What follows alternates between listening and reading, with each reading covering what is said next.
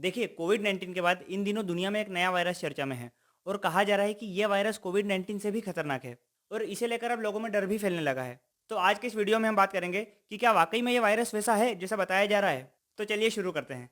देखिए, आपने कई हॉलीवुड मूवीज़ में देखा होगा कि अचानक से कुछ लोग अजीब-सा बिहेव करने लगते हैं और सडनली अपने आस-पास के लोगों पर हमला करने लगते हैं और उन्हें मार देते हैं। फिर जिस इंसान को उन्होंने मारा, कुछ ही सेकंड्स बाद वो फिर ज़िंदा होकर वो भी अपने आस-पास के लोगों पर हमला करने लगता है। और ऐसे करते-करते एक पूरा इलाका और फिर एक पूरा देश ज़ॉम्बीज़ में बदल जाता है। ये आपने कई मूवीज़ में देखा होगा। अब ये ज़ॉम्बीज़ क्या हैं और ये बाकियों को कैसे संक्रमित करते हैं?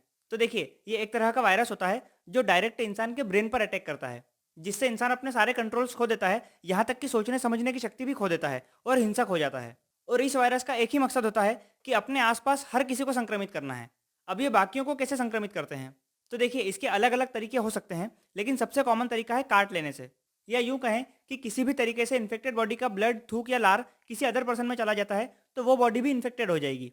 अब देखिए, इन दिनों जिस ज़ॉम्बी वायरस की बात चल रही है, वो क्या है? तो देखिए, यूरोप के साइंटिस्ट रूस के साइबेरिया में रिसर्च कर रहे थे। वहाँ उन्हें परमाफ्रॉस्ट में कुछ बैक्टीरिया और वायरसेस का पता चला। अब पहले परमाफ्रॉस्ट को आसान भाषा में समझ लीजिए। देखिए, जब बर्फ के ऊपर बर्फ की परतें जमती जाती है और कई सालों तक ये सिलसिला चलता रहता है और इसके साथ-साथ उसमें धूल और गैसेस भी मिलती जाती है, तो इससे मिलकर बने एरिया को कहते हैं परमाफ्रॉस्ट। ओके, तो परमाफ्रॉस्ट में बैक्टीरिया और वायरसेस का पता चला।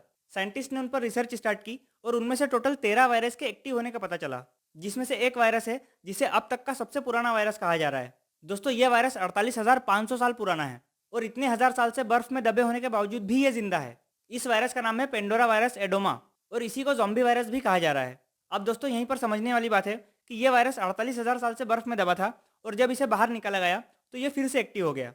बस इसीलिए इसे ज़ॉम्बी वायरस कहा जा रहा है। ये वो ज़ॉम्बी वायरस नहीं है जो मूवीज़ में दिखाया जाता है। दोस्तों, ऐसा ही एक वायरस 2013 में साइबेरिया में ही पाया गया था, जो 30,000 साल पुराना था और एक्टिव भी था, लेकिन उससे किसी को कोई खतरा नहीं हुआ। अब देखिए, ये वो वायरस नहीं है, ये तो पता चल गया।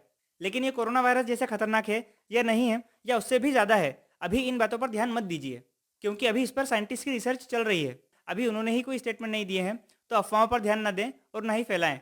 दोस्तों, वीडियो अच्छा लगा हो तो प्लीज़ लाइक और सब्सक्राइब का बटन दबा देना। हम मिलते हैं आपसे नेक्स्ट वीडियो में। धन्यवाद। जय हिंद।